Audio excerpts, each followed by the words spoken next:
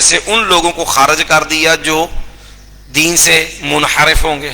لیکن جب رزق کی باری آئی نا تو رزق کی دعا کے لیے ابراہیم علیہ السلام نے اپنی اولاد صرف اس اولاد کے لیے دعا کی جو مومن ہو.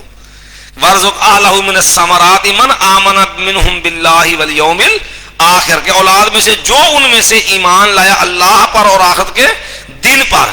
لیکن اللہ رب العالمین نے یہاں جو ہے وہ اس کا وعدہ سب سے کیا ہے. قال ومن کفر فامتعه قلیلا, مایا جس نے کفر کیا میں فائدہ دوں گا اس تھوڑا سا. یہ دنیا کا مال و دولت یہ رزق کو ساری اولاد کو مل سکتا ہے, لیکن ثم اضطروا الى عذاب النار, پھر میں اس کو مجبور کر دوں گا آگ کے عذاب کی طرف. وبئس المصیر, اور بری ہے وہ لوٹنے کی جگہ. وَإِذْ يَرْفَعُ إِبْرَاهِيمُ الْقَوَاعِدَ مِنَ الْبَيْتِ, اور اس وقت کو یاد کرو جب ابراہیم علیہ السلام اٹھا رہے تھے, بلند کر رہے تھے بیت اللہ کی بنیادیں. قواعد بنیادیں یاد رکھیے, یہ بیت اللہ ابراہیم علیہ السلام سے پہلے بھی موجود تھا, جیسا کہ قرآن مجید میں اللہ نے یہ معاملہ 3 جگہ پر اس چیز کو بیان کیا ہے. سورۃ آل عمران کے اندر اللہ نے فرمایا جو ہے ان اول بیت وضع للناس للذی ببکۃ مبارکا وہدی للعالمین, سب سے پہلا گھر ہوئے زمین پہ جو بنا ہے وہ کون سا ہے؟ بیت اللہ ہے.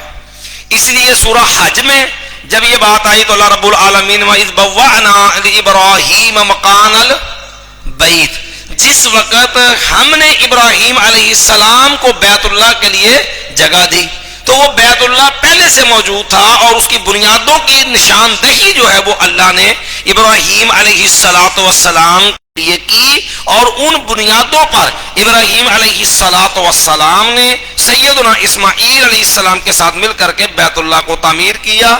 یہ ہمارے ہاں موجودہ جو تعمیر ہے یہ وہی ہے کہ جس کے اندر ابراہیم علیہ السلام والی تعمیر میں سے کچھ حصہ چھوڑ دیا گیا جب قریشیوں نے بنایا ہے, کیونکہ یہ مورخین نے اس کے مختلف ادوار لکھے ہیں کہ سب سے پہلے کسے بنایا.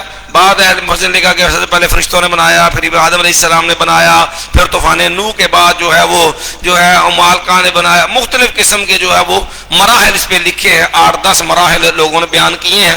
نبی علیہ السلام کی عمر 35 سال تھی جس وقت مشرکین مکہ نے, کفار مکہ نے جو ہے یہ بیت اللہ تعمیر کرنے کے لیے فنڈ اکٹھا کیا اور کہا تھا کہ کچھ زانیہ کی کمائی, کچھ شراب کی کمائی, جوئے کی کمائی, سود کا پیسہ, اس کے لیے نہ پیسہ کم پڑ گیا. انہوں نے جو ہے وہ تعمیر کا کچھ حصہ کم کر دیا, لیکن کہا کہ حرام کا پیسہ اس میں شامل نہیں کرنا. وہ حصہ حجر یا حتیم جو ہے وہ کہلاتا ہے, اور جو آپ دیکھیں گے جس کو اللہ نے حج عمرے کی توفیق دی ہو وہ جو جانب اس کی حتیم کے جو ہے وہ مطاف جو ہوتا ہے نا خانہ کعبہ کے ساتھ جو گلائی والا حصہ ہے اس کے اندر تقریباً 2 صفوں کے قریب, پوری 2 صفیں تو نہیں ہیں, 2 صفوں کے قریب جگہ جو ہے یہ اصل خانہ کعبہ کا حصہ ہے. یہ وہ حتیم ہے جو ابراہیم علیہ السلام کی تعمیر کے اندر خانہ کعبہ میں شامل تھی, لیکن قریشیوں نے اپنی پیسے کی کمی کی وجہ سے اس کو جو ہے وہ باہر چھوڑ کے خانہ کعبہ کا حصہ چھوٹا کر دیا تھا. اور پھر یہ خانہ کعبہ عبداللہ بن زبیر رضی اللہ تعالی عنہ جس وقت ان کے ہاتھ میں حکومت اقتدار آیا تو سیدنا عبداللہ ابن زبیر رضی اللہ عنہ نے اس خانہ کعبہ کو جو تھا اس کو گرایا, اور پھر نبی علیہ السلام کی خواہش کے مطابق اس میں وہ تینوں تبدیلیاں کی. نبی علیہ السلام نے فرمایا تھا عائشہ رضی اللہ تعالی عنہا لولا قوموں کے حدیث و عہد بالجاہلیہ لہدمت الکعبہ وجعلت له بابین, مایا عائشہ رضی اللہ عنہا اگر آپ کی قوم کے لوگ جو ہے یہ نو مسلم نہ ہوتے, نئے مسلمان نہ ہوئے ہوتے تو میں محمد صلی اللہ علیہ وسلم کعبۃ اللہ کو گرا کر کے اس کو اصل ابراہیم علیہ السلام والی بنیادیں ان پہ تعمیر کر دیتا. اور اب خانہ کعبہ کا ایک دروازہ ہے, میں 1-2 دروازے کو زمین کے برابر کر دیتا اور اس کے 2 دروازے کر دیتا, ایک سے داخل ہوتے دوسرے سے لوگ نکلتے. تو اسی کے مطابق سیدنا عبداللہ ابن زبیر رضی اللہ نے اپنے عہد کے اندر اس کو جو ہے نبی علیہ السلام کی اس خواہش کے مطابق کر دیا تھا. پھر جو ہے عبد الملک بن مروان کا جب دور آیا بنو امیہ میں سے تو اس وقت حجاج بن یوسف نے جو ہے دوبارہ یہ خانہ کعبہ جو تھا اس کو گروایا اور گرانے کے بعد اسی طرح جس طرح عہد نبوی کے اندر تھا کہ اس جو وہ حتیم والا حصہ جو اس میں سے خارج تھا اور دروازہ بھی اونچا تھا اور دروازہ بھی ایک تھا، پھر اسی پرانی جو ہے وہ بنا کے اوپر جو ہے یہ حجاج نے عبد الملک بن مروان کے دور میں ایسا کیا تھا۔ اسی لیے باقی دور کے اندر امام مالک رحمۃ اللہ علیہ کے دور میں امام مالک رحمۃ اللہ علیہ سے غالباً خلیفہ ہارون الرشید نے یہ بات کہی تھی کہ میں آپ مجھے اجازت، اگر آپ فتویٰ دیں، مجھے اجازت دیں کہ میری خواہش ہے کہ میں خانہ کعبہ جو ہے اس کو دوبارہ گرا کر کے نبی علیہ الصلوۃ والسلام کی خواہش کے مطابق دوبارہ جو ہے وہ تعمیر کر دوں۔ تو امام مالک رحمہ اللہ نے سختی سے منع کر دیا تھا اس خلیفہ کو، اور فرمانے لگے کہ یہ اللہ نے اس گھر کی عزت اور روب رکھا ہے، اگر یہ اسی طرح حکمرانوں کے ہاتھوں جو ہے وہ کھلونا بن گیا تو اس کی وہ عزت اور روب جو ہے وہ لوگوں کے دلوں سے ختم ہو جائے گی، کہ ہر بادشاہ یہ کوشش کرے گا مجھے یہ شرف حاصل ہو کہ میں نے کعبۃ اللہ کو دوبارہ تعمیر کیا ہے۔ اس لیے امام مالک رحمہ اللہ نے اس چیز سے لوگوں کو منع کر دیا تھا کہ اس کو جس حال میں ہے اسی کو رہنے دو، تاکہ لوگوں کے اندر اس کی عزت اور روب جو اللہ نے بنایا ہے وہ لوگوں کے دلوں سے ختم نہ ہو جائے۔ تو اس لیے سب سے پہلا گھر جو روئے زمین کا وہ یہی خانہ کعبہ ہے، اور اس کے بعد بیت المقدس جو ہے وہ تعمیر ہوئی ہے۔ اور نبی علیہ السلام سے پوچھا گیا یا رسول اللہ کم بینہما، خانہ کعبہ بیت اللہ اور جو ہے یہ مسجد اقصی، ان دونوں کی تعمیر کے درمیان کتنا فاصلہ ہے؟ تو آپ نے فرمایا کہ 40 سنۃ، 40 سال جو ہے ان دونوں کے درمیان فاصلہ، یعنی کعبۃ اللہ کی تعمیر کے 40 بعد بیت المقدس جو ہے وہ تعمیر ہوا ہے۔ اس لیے سلیمان علیہ السلام نے بھی تجدید نو کی ہے بیت المقدس کی، ابراہیم علیہ السلام نے بھی جو پرانی بنیادیں تھی ان کے اوپر جو ہے بیت اللہ جو ہے اس کو جو ہے وہ تعمیر کیا ہے، بیت اللہ پہلے سے موجود تھا۔ وَإِذْ يَرْفَعُ إِبْرَاهِيمُ الْقَوَاعِدَ مِنَ الْبَيْتِ وَإِسْمَاعِيلُ، اور جب اٹھا رہے تھے ابراہیم علیہ السلام بیت اللہ کی بنیادیں اور اسماعیل علیہ السلام بھی، اور رب سے یہ دعا بھی کر رہے تھے ربنا تقبل منا، اے اللہ ہمارے رب تو قبول فرما لے ہماری طرف سے۔ معلوم ہوا کہ بندے کو عمل کے اوپر اترانے کی بجائے اللہ نیکی کا موقع دے دے، کوئی بڑے کام کا نیکی کا شرف انسان کو عطا کر دے، تو یہ چیز اس کے لیے جو ہے وہ تکبر اور اپنی جو ہے خود پسندی جو ہے اس کا باعث نہیں بننی ہونا چاہیے، بلکہ انسان کو اللہ سے قبولیت کی دعا کا التزام کرنا چاہیے، کیونکہ کامیابی نیکی کر لینے میں صرف نہیں ہوتی، اصل کامیابی ہوتی ہے جب وہ نیکی اللہ کے یہاں قبول ہو جائے۔ انبیاء علیہ السلام کا یہ انداز بھی ہمیں یہی پیغام دیتا ہے ربنا تقبل منا، اے ہمارے رب تو قبول فرما لے ہماری طرف سے، انک انت السمیع العلیم، بے شک تو ہی جو ہے بہت زیادہ سننے والا اور بہت زیادہ جاننے والا ہے۔ ربنا وجعلنا مسلمین لک، اے ہمارے رب تو بنا دے ہم کو مسلمین لک، اپنے فرما بردار، ہم دونوں کو اپنا فرما بردار بنا لے، وَمِن ذُرِّيَّتِنَا أُمَّةً مُسْلِمَةً لَكَ، اور ہماری اولاد میں سے بھی ایک گروہ جو ہے ایک امت کو بھی مسلمان امت بنا دے، ہماری اولاد میں سے بھی مسلمان امت بنا دے جو تیری فرما بردار امت ہو۔ وَأَرِنَا مَنَاسِكَنَا، اور تو سکھلا دے ہم کو مناسکنا ہماری عبادت کے طریقے، وَتُبْ عَلَيْنَا، اور تو جو ہے وہ رجوع فرما ہم پر، إِنَّكَ أَنْتَ التَّوَّابُ الرَّحِيمُ، بے شک تو ہی ہے بہت زیادہ توبہ قبول کرنے والا اور بہت زیادہ رحم کرنے والا۔ تو اب نبی ابراہیم علیہ السلام نے یہ خانہ کعبہ آباد کیا، اور ابراہیم علیہ السلام کی نسل اور اولاد میں سے اللہ نے سارے نبی بھیجے، تو اب اسی جو ابراہیم علیہ السلام کی اس دعا کا نتیجہ ہے جو اس خانہ کعبہ کی آبادکاری کے لیے نبی علیہ السلام کا اللہ نے انتخاب کیا۔ مَا رَبَّنَا وَبَعَثْ فِيهِمْ رسولا منہم، اے ہمارے رب تو مبعوث فرما دے ان کے اندر رسولا منہم، انہی میں سے ایک رسول، یہ رسولا موصوف ہے اور منہم جو ہے یہ صفت ہے، یہ شبہ فعل کے متعلق ہو کر کے یہ رسولن کی صفت ہے۔ یہ بات ہم نے شاید غالباً شروع میں بھی آپ سے کی تھی کہ یہ جو جار مجرور ہے نا، اس انداز میں آپ کو میں دیکھیں گے نا تو اس کے اکثر مقامات آپ کو ایسے ملیں گے کہ اگر یہ جار مجرور کے ماقبل نکرہ ہو تو یہ عموماً شبہ فعل سے مل کر کے یہ اس کی صفت بنتا ہے، اگر ماقبل معرفہ ہو تو عموماً یہ جو ہے وہ حال جو ہے وہ بنتا ہے۔ رسول منہم، انہی میں سے ایک رسول. ایک تو یہ بات واضح ہو گئی کہ نبی صلی اللہ علیہ وسلم جن سے بشر میں سے ہیں، جن سے انسان میں سے ہیں. نبی کریم صلی اللہ علیہ وسلم جو ہیں وہ نور نہیں ہیں. ایک مسئلہ تو یہاں پر یہ بھی واضح ہے. اور قرآن مجید تو بھرا پڑا ہے نا. اگر غور دیکھا جائے تو اصولی طور پر یہ نورانیت اور بشریت یہ مسلمان کے اسٹیج کا اختلافی مسئلہ ہی نہیں تھا. یہ اصل اختلافی مسئلہ ہے کفر اور مسلم سٹیج کا. یہ مسئلہ تنازع کفار کے ساتھ امت مسلمان کا تھا. کافر اس بات کو محال قرار دیتے تھے ہو اللہ کا نبی اور وہ انسانوں میں سے آئے، بشر ہو، یہ ممکن نہیں ہے. وہ نبوت کو بشریت کے منافی سمجھتے تھے. لیکن قرآن مجید تو بار بار اس بات پہ کھڑا ہے کہ ہم نے نبی سارے بھیجے ہی نہیں جن سے بشر میں سے ہیں. لیکن ستیہ ناس ہو اس صوفی ازم کا اور تصوف کا جس نے وہ باطل نظریات امت کے اندر گھسوڑے ہیں. اور جو میں نے کہا پہلے بھی ایک دن وہ بات بیان کی تھی کہ نورانیت کا وہ شرکی عقیدہ، جس کل ہم نے بات کی کہ جو ہے نبی اللہ تعالیٰ اپنے نور کا ٹکڑا الگ کیا، پھر اب طویلیں کر کے جی اب کیا معنی کر لیا. ہمارے یہاں جتنی بریلویت ہے نا وہ احمد رضا کی اسی باطل معنی پہ کھڑی ہے. جی وہ آپ سمجھا لبادہ بشریت ہے، حقیقت نور ہے. لبادہ بشریت ہے، حقیقت نور ہے. بھائی یہ بتاؤ پہلے نمبر پر یہ جو ہے ظاہر بحقیقت ظاہر میں بشر ہے، حقیقت میں نور ہے. تو بشر میں جو نور میں. بھائی یہ جو آپ نے لاجک اپنائی ہے اس کی کچھ شرعی دلیل کیا ہے؟ ہم کہیں گے تو ممکن ہے کسی کو پریشانی ہو، حالانکہ دیکھنا چاہیے اصل جب بشر ہے تو اندر سے حقیقت میں نور ہے.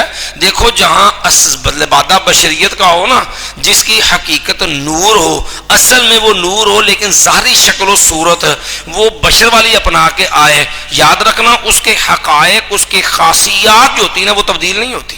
ابراہیم علیہ السلام کے پاس جو فرشتے آئے تھے وہ حقیقت میں نور تھے، ظاہر میں بشر تھے. فلما رأى أيديهم لا تصل إليه نكرهم فأوجس منهم خيفة، ڈرے اور ان سے خوف محسوس بھی کیا کیونکہ ان کے ہاتھ کھانے کی طرف نہیں بڑھ رہے تھے. بھئی کھاتے کیوں نہیں ہو؟ تم انا رسل ربک، انہوں نے کہا بھئی ہم فرشتے ہیں، حقیقت ہماری نورانیت ہے. یہ تو لبادہ بشریت کا آیا ہے اوپر سے. ماں جو ہے وہ مریم رضی اللہ عنہ کے پاس فرشتہ آیا، فتمثل لها بشرا سویہ، باب تفاعل ہے، یعنی وہ اصل میں فرشتہ تھا، بشر تھا نہیں. تکلفاً اس نے بشریت اختیار کی تھی، حقیقت اس کی نور تھی، ظاہر اس کا بشر تھا. جس کی حقیقت نور و ظاہر بشر ہو، اس کے اوصاف اور خاصیات وہ نورانی ہوتے ہیں، وہ انسانی اور بشری نہیں ہوا کرتی. ایک بات. دوسری بات یاد رکھیے یہ معنی بھی باطل ہے اور یہ بھی تحریف کے مترادف ہے. آپ فرما دیں میں ظاہری صورت میں بشر ہوں، یہ بھی طویل واضح کرتے ہیں نا. اور بھائی یہ تم تعریف کیوں کہ یہ طویل کیوں کر رہے ہو؟ باطل صرف اپنا خانہ ساز ذہن کی وجہ سے قرآن میں تبدیلی کر رہے ہو ظاہری صورت میں. بھائی دیکھو انسان کی حقیقت دو چیزیں، کل انسان کی، انسان مرکب ہے دو چیزوں سے، روح اور جسم. روح یہ آسمان سے آئی ہے، یسألونک عن الروح قل الروح من امر ربی، اور جسم بنا اس مٹی سے. یہ دو چیزوں سے انسان مرکب ہے. روح کی حقیقت کوئی جانتا ہی نہیں ہے. قل الروح من امر ربی وما اوتیتم من العلم الا قلیلا، تمہیں علم جو ملا تو اس کے وہ علم روح کی حقیقت کا ادراک نہیں کر سکتا. اور جسم بنا اس مٹی سے. اب بتلاؤ کہ نبی علیہ السلام کی روح نور ہے کہ جسم نور ہے؟ دو ہی چیزوں سے انسان مرکب ہے. نبی علیہ اولاد آدم میں سے ہیں، نہ آپ جبریل کی اولاد میں سے ہیں، نہ نبی علیہ الصلوۃ والسلام جنات میں سے ہیں. نبی علیہ الصلوۃ والسلام اولاد آدم میں سے ہیں. آدم علیہ الصلوۃ والسلام روح اور جسم سے مرکب ہیں. یہ ظاہر لبادہ بشریت حقیقت نور ہے. بتائیے روح اور جسم میں سے کس چیز کو آپ نور کے دعوے دار ہیں؟ جب تعین کریں گے تو دلیل دینی پڑے گی، اور دلیل تو قیامت کی صبح تک نہیں بنے گی اس کی. اسی لیے بریلوی علماء میں سے مولوی غلام مرسود سعیدی بریلوی جو مفتی منیب رحمان کے مدرسے کا وہ صدر مدرس تھا، اس نے جرأت کر کے احمد رضا کی تقلید کی ہے اس مسئلے کے اندر. اس نے کہا یہ جو کہتے ہیں جی لبادہ بشریت حقیقت نور ہے، کہتے ہیں اس معنی کا صحیح ہونا ہم تک ہم پہ ظاہر نہیں ہو سکا، ہم پہ واضح نہیں ہو سکا اس معنی کا وجہ ہونا کہ جو ظاہر بشریت حقیقت اس کی نور ہے. اس لیے اس نے احمد رضا کے ترجمے کو غلط بھی قرار دیا ہے اور احمد رضا کے ترجمے پر نقد بھی جو ہے وہ کیا ہے. پھر بریلوی چیخی اور سارے اکٹھے ہو کے بابا جی کے پیریں پڑے، حضرت کیوں چھتر پاؤنے ہو سانو، ہماری رضا خانیت کا کیوں بیڑا غرق کرنا، کوئی ہاتھ تھوڑا رکھو.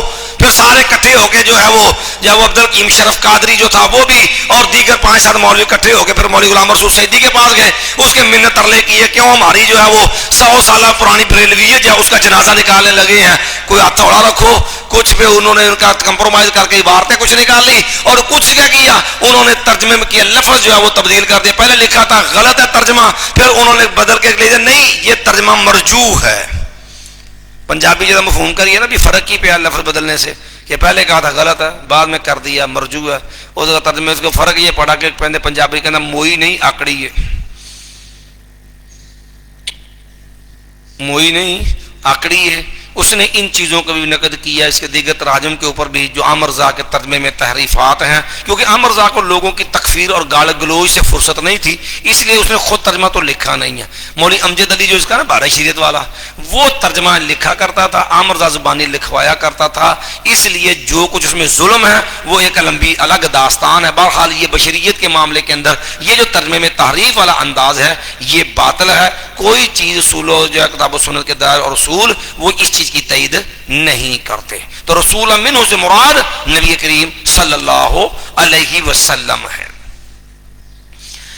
تو نبی ابراہیم نے دعا کی نا، تو اسی طرح کہا دعوت ابی ابراہیم و بشارت اخی عیسیٰ و رؤیت امی، میں محمد صلی اللہ علیہ وسلم اپنے باپ ابراہیم علیہ السلام کی دعا ہوں اور اپنے بھائی عیسیٰ علیہ السلام کی بشارت ہوں. ومبشرا برسول یأتی من بعد اسمہ احمد، اور اپنی والدہ کی خواب ہوں، جیسے کہ نبی نے فرمایا کہ میں نے خواب، میری والدہ نے خواب دیکھا کہ ان کے پیٹ سے ایک نور نکلا، اس سے شام کے محلات روشن ہو گئے. اب یہاں بھی کہتے ہیں نور نکلا روشن ہو گئے. اور بھئی خواب جو ہوتی ہے اس کے جو ہے وہ الفاظ خواب کے اندر معاملہ اور ہوتا ہے، اس کی تعبیر بالکل اور ہوتی ہے. اور وہاں پر بھی یہ نہیں ہے کہ وہ نور سے مراد یہ عام نور ہے کہ اس کے ساتھ پورے شام کے محلات روشن ہو گئے. اب یہاں پر یہ بات بھی قابل غور، نبی علیہ السلام کی ولادت ہو رہی ہے مکے کے اندر، آپ صلی اللہ علیہ وسلم کا مرکز ہجرت جو ہے وہ مدینہ ہے، اور آپ کی والدہ محترمہ نے جو خواب دیکھا اس سے جو چیز روشن ہو رہی ہے وہ ہے شام کے محلات. تو اس کی بھی اہل علم نے یہ توجیہ بیان کی کہ اصل میں کتاب و سنت کے دلائل کو سامنے رکھا جائے نا، تو اس کی وجہ یہ ہے کہ آخر امت کا جو ہے دنیا کے آخری دور کے اندر مرکز اسلام جو ہوگا نا آخر زمانہ کے اندر وہ شام کا علاقہ ہوگا. ایک تو مرکز اسلام آخر دور میں ہوگا شام کا علاقہ، پھر عیسیٰ علیہ السلام نے جو نزول فرمانا ہے وہ بھی دمشق کا علاقہ، شام کا جو علاقہ ہے نا وہ علاقہ جو ہے وہ وہی شام کا ہی ہوگا جہاں عیسیٰ علیہ السلام نزول فرمائیں گے.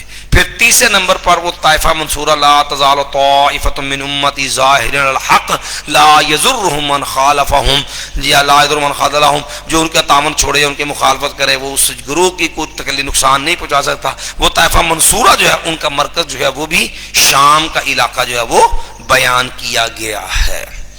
یتلو علیہم آیاتی کا، وہ تلاوت کرتے ہیں، وہ تلاوت کرے ان پر تیری آیات، ویعلمہم الکتاب والحکمت، اور وہ سکھلائے ان کو کتاب اور حکمت، قرآن اور سنت. حکمت سے مراد حدیث اور سنت ہے. میں ویزکیہم، وہ پاک کرے ان کو، تربیت کرے ان کو ان کی. انک انت العزیز الحکیم، بے شک تو ہی ہے زبردست غلبے والا اور زبردست حکمت والا. ومن یرغب عن ملت ابراہیم الا من سفیہ نفسہ، اور کون جو ہے جو کوئی منہ موڑتا ہے، کون ہے جو منہ موڑتا ہے ابراہیم علیہ السلام کی ملت سے، وہ عقائد وہ اعمال جن پہ ابراہیم علیہ السلام سے، کون ہے جو منہ موڑتا ہے دین ابراہیم سے، ملت ابراہیم سے، الا مگر وہی آدمی ہے من صافیہ نفسہ، جس نے بے وقوف بنا لیا ہے اپنے آپ کو. راغبہ یرغبو کا صلہ، اگر فی ہو تو اس کا مطلب کسی چیز میں شوق رکھنا، کسی چیز میں دلچسپی لینا، کسی چیز کی محبت میں اس میں آگے بڑھنا. اور اگر راغبہ یرغب کا صلہ عن ہو تو اس کا معنی ہوتا ہے اعراض کرنا، منہ موڑ لینا. ما ومن يرغب عن ملت ابراہیم الا من صفی نفسہ، اور کون ہے جو منہ موڑتا ہے ابراہیم علیہ السلام کے دین سے مگر وہی ہے جس نے بیوقوف بنا لیا اپنے آپ کو. وَلَقَدِ اصْطَفَيْنَاهُ فِي الدُّنْيَا، یقین ہم نے تو انتخاب کیا اس کا، چن لیا اس کو دنیا کے اندر. وَإِنَّهُ فِي الْآخِرَةِ لَمِنَ الصَّالِحِينَ، اور یقیناً وہ آخرت کے اندر نیک لوگوں میں سے ہے. اِذْ قَالَ لَهُ رَبُّهُ أَسْلِمْ، تو ملت ابراہیم کیا. اب یہاں بھی ایک بات یاد رکھنا، یہ ہمارے ملک کے اندر بھی ایک دور چلا تھا ملت ابراہیم، باقاعدہ کتاب لکھی تھی اور خارجیوں نے تکفیریوں، یہ ٹی پی والے جو تھے نا، یہ تحریک طالبان پاکستان، یہ جو خارجی تھے ان بدبختوں نے باقاعدہ ایک کتاب لکھی تھی ملت ابراہیم.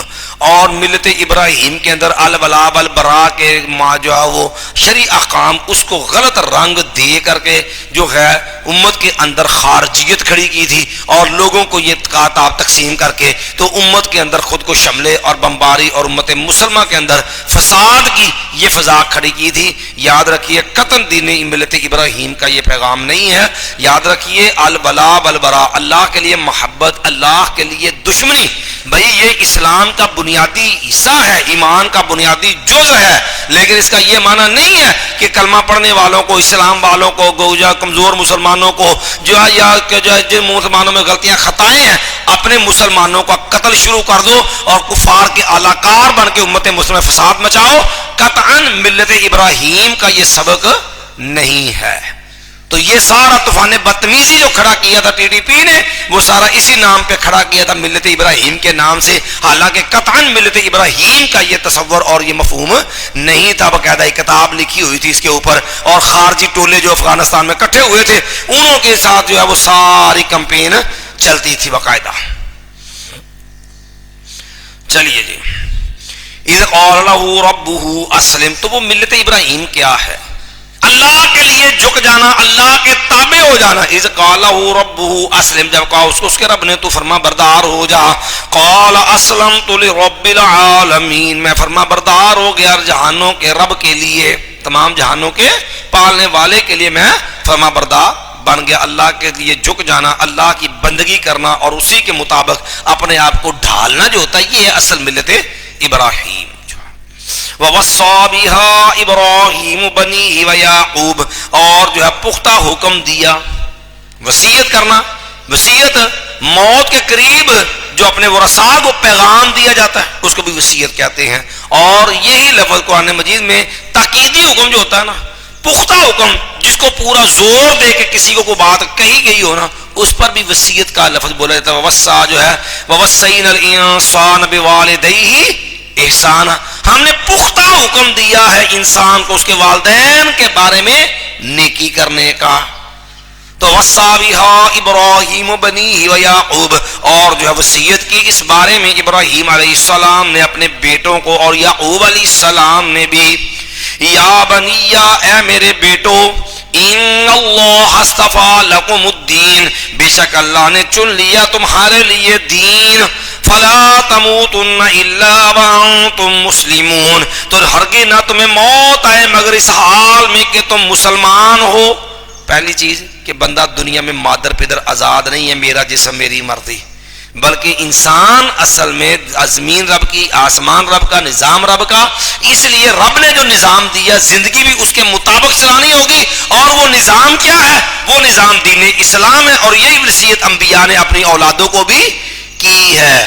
تو یہ اپنے آپ کو باندر کی اولاد قرار دے کے، سور کی اولاد قرار دے کے کہنا کہ جو ہم آزاد پیدا ہوئے، ہمارا جسم ہماری مرضی، یہ ملحدین کا نظریہ ہے، مسلمان مومن کا نہیں ہے. اور اس سے یہ بات واضح ہو گئی، مسلمان فطری طور پہ بنیاد پرست ہوتا ہے. یہ بھی ایک چیز تانا بنا دی گئی ہے. یہ بھی ظلم ہے کہ ایک چیز جو حقیقت ہے اس کو تانا بنا دیا. اور بھائی یہ بلڈنگ کھڑی ہے ہوا میں ہے کہ اپنی بنیاد پہ ہے؟ بنیاد پہ. یہ آپ کے شہر کے پل بنے ہیں اور آپ کے پلوں کے نیچے بڑے بڑے ستون لگائے ہیں، بنیادوں پہ کھڑے ہیں کہ ہوا میں کھڑے ہیں؟ کوئی نہیں کہتا کہ یہ ظلم ہے، بنیاد پرست ہے. کہتا کہتے بڑا مضبوط ہے، اس کی بنیاد بڑی مضبوط ہے. وہ مسلمان جس کی بنیاد کلمہ لا الہ الا اللہ محمد رسول اللہ، اس کے لیے جناب جو ہے وہ جہاد جو ہے اس کو دہشت گردی بنا دیا گیا. اس کے اسلامی نظریات، اس کے ساتھ محبت، اس کے ساتھ وابستگی، اس کو تانا دے کے گالی بنا دیا گیا بنیاد پرست ہے. الحمدللہ بنیاد پرست ہیں، کیا تکلیف ہے بھائی؟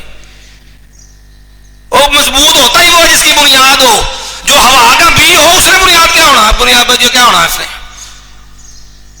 جس کا دین مذہب ہی کوئی نہیں ہے، جدھر کو چلو ادھر کو وہ جدھر کی ہوا، جتنے دیکھی تمام رات اوتھے گزاری رات. یہ منافقانہ روش ہوتی ہے، یہ مومنانہ کردار نہیں ہوتا. مسلمان تبھی طرح بنیاد پرست ہوتا ہے اور اس کی بنیاد کلمہ لا الہ الا اللہ محمد رسول اللہ صلی اللہ علیہ وسلم ہے. فلا تموتن الا وانتم مسلمون، حقیقت تمہیں موت ہے مگر اس حال میں کہ تم مسلمان ہو. انسان کو جس طرح اپنی زندگی میں اسلام کو اپنانے کا حکم ہے، اسی طرح یہ کاوش ہو کہ میرا خاتمہ بھی اسلام پہ ہونا چاہیے. ظاہر موت کا وقت مقرر ہے، جگہ مقرر ہے، انسان کو دونوں کا علم نہیں، تو اپنے جملہ معاملہ جلوت خلوت کے، دن رات کے، ہمہ وقت کے، وہ اسلام کے تابع ہونے چاہیے. اس لیے کیونکہ خاتمے پر ہی انسان کی نجات کا دار و مدار ہے.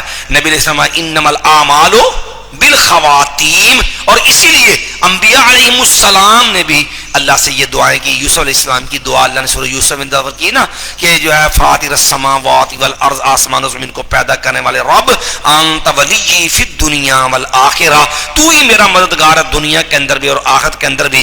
توفنی مسلمان، اللہ تو مجھے مسلمان ہونے کی حالت کے اندر فوت کرنا. توفنی مسلمان والحقنی بالصالحین، اور مرنے کے بعد نیک لوگوں میں شامل کر دے. تو اس لیے حسن خاتمہ جو ہے اس کی دعا کا التزام اہتمام ہونا چاہیے، کیونکہ دار نجات کا دار و مدار جو ہے وہ خاتمے پر ہے. ام کنتم شہداء اذ حضر یعقوب الموت، کیا تم موجود تھے، تم گواہ تم حاضر تھے اس وقت اذ حضر یعقوب الموت، جس وقت حاضر ہوئی یعقوب علیہ السلام پر موت. جیسے یعقوب علیہ السلام کی موت کا وقت آئے گا تم وہاں موجود تھے. لفظ اللہ نے کون سا استعمال کیا؟ موت. معلوم ہوا لفظ موت نبیوں کی، انبیاء علیہم الصلاۃ والسلام کی توہین نہیں ہے، ان کی عظمت عصمت شان کے منافی نہیں ہے. قرآن نبی سے بڑھ کر کے نبیوں کا مدد کرنے والا، نبیوں کی عزت سمجھانے والا، نبیوں کا مرتبہ اور شرف سمجھانے والا قرآن سے بڑھ کے دنیا میں کوئی چیز نہیں ہے. تو اگر یہ چیز نبیوں کی توہین ہوتی، نبیوں کی عزت کے منافی ہوتی، تو یاد رکھیے یا اس میں معاذ اللہ نبیوں کی توہین کا پہلو ہوتا. کائنات کا رب کبھی اپنے نبیوں کے لیے لفظ موت استعمال نہ کرتا. اذ حضر یعقوب الموت، اور یہی لفظ اللہ رب العالمین نے نبی علیہ السلام کے لیے بھی استعمال کیا. انک میت و انہم میتون افئن مت فہم الخالدون، اگر آپ فوت ہو جائیں گے تو کیا یہ لوگ ہمیشہ رہیں گے؟ وما محمد الا رسول، محمد صلی اللہ علیہ وسلم اللہ کے رسول ہیں. قد خلت من قبلہ الرسل، آپ سے پہلے بھی دنیا میں رسول آئے، وہ گزر گئے. افئن مات او قتل، اگر آپ صلی اللہ علیہ وسلم شہید کر دے جائیں یا وفات پا جائیں، انقلبتم علی اعقابکم، کیا تم لوگ اپنی ایڑیوں پہ پھر جاؤ گے؟ اس وجہ سے دین چھوڑ دو کہ اللہ کے نبی علیہ السلام فوت ہو گئے. مایا ومن ينقلب على عقبیہ فلن يضر اللہ شیئا، اور یہی عقیدہ جو قرآن نے دیا، یہی عقیدہ نبی کریم صلی اللہ علیہ وسلم کا. نبی علیہ السلام دعا پڑھ اللہ بسمک اموت و احیا، اگر یہ لفظ ہی نبی علیہ السلام کی عصمت کے عزت کے منافی ہوتا، کائنات کے امام دعا پڑھتے، امت کو تعلیم دیتے. اگر امت کو تعلیم دیتے بھی کہ اللہ کے نبی علیہ السلام یہ لفظ استعمال کرتے دعا میں، صحابہ اکرام رضوان اللہ علیہم اجمعین بھی نبی علیہ الصلوۃ والسلام کے لیے موت کے وفات کے لفظ استعمال کرتے ہیں. محدثین نے عنوان قائم کیے ہیں، پورا باب بخاری سے لے کر کے چھوٹے تمام کتب حدیث آپ اٹھا لیجئے، وہاں پر یہ اس موضوع کی روایات ان میں واضح الفاظ وفات موت کے لفظ نبی کریم صلی اللہ علیہ وسلم کے لیے ملیں گے. انداز سنجیدہ سلجھا ادب والا ہونا چاہیے. لفظ موت لفظ وفات نبی کریم صلی اللہ علیہ وسلم کی توہین نہیں ہے. یہاں پر دوسرا مسئلہ بھی سمجھنے والا ہے. جب موت انبیاء کے لیے برحق ہے تو پھر یہ حیات النبی کا عقیدہ کدھر سے آ گیا؟ یہ مسئلہ بھی سمجھنے والا ہے. ہمارے معاشرے کے اندر جتنے بھی یہ اہل بدعت ہیں یہ خم ٹھوک کے جب وہ ایک گمراہ اور گمراہ عقیدے پہ کھڑے ہیں اور اس عقیدے کی بنیاد پہ شرک کے اندر مبتلا ہیں. اور وہ عقیدہ کیا ہے؟ عقیدہ حیات النبی کہ نبی علیہ السلام کو وہ جو آپ وسلم کی وفات نہیں ہوئی، آپ وسلم جو ہے آپ نے اس دنیا کا کیا کہتے ہیں اجی پردہ فرما گئے ہیں جی، انتقال فرما گئے ہیں جی. اچھا بندہ پوچھے بھی انتقال پنجابی کا لفظ ہے؟ انتقال بھی تو عربی کا لفظ ہے نا، انتقال ینتقل انتقالا. اگر لفظ موت توہین تھی تو کیا معاذ اللہ اللہ کو نہیں پتا تھا کہ موت کے لفظ انتقال بھی استعمال ہو سکتا ہے؟ اللہ نے استعمال کیوں نہیں کیا انتقال کا لفظ؟ اب پردہ فرما گئے ہیں جی، کیا مطلب بھی پہلا سامنے سے ہوں اولے چلے گئے نا، فوت نہیں ہوئے، وفات نہیں ہوئی. اس لیے سید سفتیان شاہ صاحب حافظ اللہ عنہ کی عمر میں عمل میں صحت میں اللہ برکت پیدا فرمائے، وہ ایک دفعہ جلسہ کیا نا تو تقریر میں ایک بندے نے سوال کر دیا جی آپ کہتے ہیں رفع دین اللہ کے نبی نے ساری زندگی کی ہے، تو آپ ثابت کریں کہ نبی علیہ السلام نے آخری نماز رفع دین سے پڑھی تھی؟ شاہ صاحب فرمانے لگے بھائی جس بندے نے یہ سوال لکھا نا ذرا کھڑا ہو جائے. خیر ہو کہنے لگا کچھ نہیں کہتا، آپ کھڑے تو ہو نا. جو بھی کھڑا ہو گیا بندہ. آپ نے پوچھا بھی آپ یہ بتلائیں آپ دیوبندی مسلک سے تعلق رکھتے ہیں کہ بریلوی مذہب سے؟ اس نے کہا یہ دیوبندی مسلک سے. شاہ صاحب حافظ اللہ فرمانے لگے بیٹا بیٹھ جا، تیرے عقیدے اور مذہب کے مطابق ابھی رسول اللہ نے آخری نماز پڑھی نہیں ہے، جب پڑھیں گے پھر دیکھ لیں گے بھی رفع دین والی تھی کہ بغیر رفع دین کی تھی. کیونکہ آپ کے نزدیک نبی علیہ السلام جو ہے وہ دنیاوی زندگی کے ساتھ زندہ ہیں، تو بھی آخری نماز تو ہوئی نہیں ہے، تو پھر آخری نماز کا تو سوال ہی آپ کا فضول ہے. یا عقیدہ بدل لو یا سوال بدل لو. اب ہے کیا ہمارے ہاں یہ عقیدہ حیات النبی میں بھی ان لوگوں کا اختلاف ہے. اب دیکھو نبی کریم صلی اللہ علیہ وسلم کے بارے میں وہ حدیث صحیح مسلم وغیرہ میں ملے، ان نبی علیہ السلام کی زندگی مبارک جو ہے 63 سال تھی. 63 سال 4 دن نبی علیہ السلام کی کل زندگی ہے، 63 سال 4 دن. اس لیے حدیثوں میں آپ کو لفظ ملے گا 60 سال 65 سال 63 سال. جس نے 60 سال ذکر کیا نا اس نے کسر حذف کر دی، اسے 60 کر دیا، اوپر 3 حذف کر دیے. عرب کی گنتی میں یہ عام اسلوب چلتا ہے، کسر حذف کر کے انہیں 60 کہہ دیا. جس نے 65 کیا اس نے کسر پوری کر کے اس نے 5 پورا کر دیا. نبی علیہ السلام کی عمر مبارک 63 سال ہے اور یہ دنیاوی زندگی ہے. اور یاد رکھیے انسانی زندگی پہ 5 مراحل ہوتے ہیں. ایک ہوتا ہے عالم ارواح جہاں اللہ نے اپنے سارے روحوں کو جمع کیا اور وعدہ لیا لست بربکم. عالم ارواح سے بندہ آتا ہے رحم مادر میں، یہ دوسرا مرحلہ ہوتا ہے. یاد یہ 5 مراحل ہوتے ہیں انسانی زندگی میں، اور کسی بھی مرحلے سے ایک مرحلے سے دوسرے مرحلے میں واپسی ممکن نہیں ہوتی.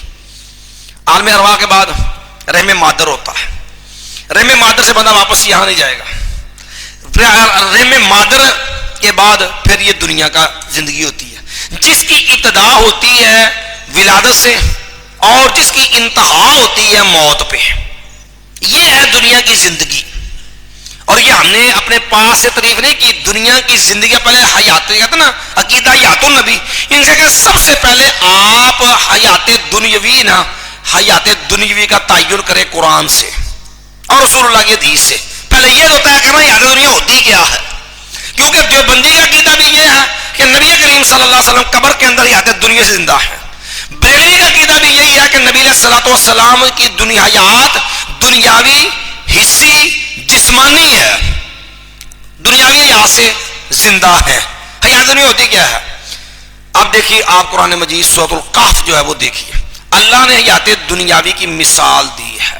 انسان کی جو ہے وہ ولادت کے مراحل سے لے کر کے وفات تک کا جو دورانیہ ہوتا ہے نا، یہ انسان کی آغاز جو ہے یہاں سے آغاز ہوا. عملی زندگی انسان کی شروع ہوتی ہے ولادت سے اور یہ موت پہ آ کے ختم ہو جاتی ہے. سورۃ الکہف ہے، سورۃ الکہف کے اندر اللہ تعالیٰ نے مثال بیان کی ہے وَاضْرِبْ لَهُمْ مَثَلَ الْحَيَاةِ الدُّنْيَا. اے میرے پیغمبر علیہ السلام آپ ان کے لیے حیات دنیا جو ہے اس کی مثال بیان کیجیے. مثال کے ساتھ دنیا کی حقیقت سمجھائیے کہ دنیا کی زندگی کیا ہوتی ہے. وَاضْرِبْ لَهُم مَثَلَ الْحَيَاةِ الدُّنْيَا كَمَاءٍ أَنزَلْنَاهُ مِنَ السَّمَاءِ فَاخْتَلَطَ بِهِ نَبَاتُ الْأَرْضِ فَأَصْبَحَ هَشِيمًا. کہ دیکھو یہ دنیا کی زندگی مثال اس طرح ہے کہ کماء انزل اللہ من، جیسے آسمان سے ہم نے پانی اتارا، پھر اس کے ساتھ انگوریاں پیدا ہوئیں، بعد میں وہ جو ہے وہ خشک ہو کے چورا چورا ہو گئی، جس کی ابتدا جو ہے وہ ولادت سے ہے اور انتہا اس کے ٹوٹنے پر ہے. یہ حیات دنیاوی ہے، ولادت سے آغاز ہے اور موت میں اس کا اختتام ہے.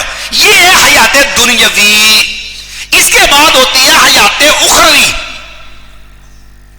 قبر کا مرحلہ، قبر کے بعد آگے حشر کا مرحلہ. اس لیے موت سے لے کر کے حشر کے قائم ہونے تک جتنا دورانیہ ہوتا ہے اسے برزخ کہا جاتا ہے. یہ برزخ زمانی بھی ہوتی ہے، یہ برزخ مکانی بھی ہوتی ہے. برزخ زمانی کا مطلب یہ ہے کہ موت کے وقت سے لے کر کے قیامت کے دن تک کا جتنا وقت ہے یہ برزخ زمانی بنے گا، اور انسان کا جسم جس جگہ پر جس آدمی رہے یہ برزخ مکانی کہلاتا ہے، جس جگہ پر انسان کا جسم رہتا ہے. یہ جو قیامت کا مرحلہ ہے. اب دیکھیے میدان حشر سے قبر میں واپسی ممکن نہیں، قبر سے دنیا میں واپسی ممکن نہیں، دنیا سے رحم مادر میں، رحم مادر پیچھے واپسی ممکن نہیں ہے. اب دیکھیے ہمارے ہاں دیوبندی بریلوی دونوں یاد عقیدہ یات النبی کے قائل ہیں، دونوں دنیاوی یاد کے قائل ہیں، دونوں کے عقیدے میں تضاد ہے. یہ دونوں ایک عقیدہ رکھ کے بھی اس پہ متفق نہیں ہے. ہمارے ہاں جو بریلوی حضرات ہیں ان کے ہاں عقیدہ حیات النبی یہ ہے کہ رسول اللہ صلی اللہ علیہ وسلم کو آن کی آن موت آئی،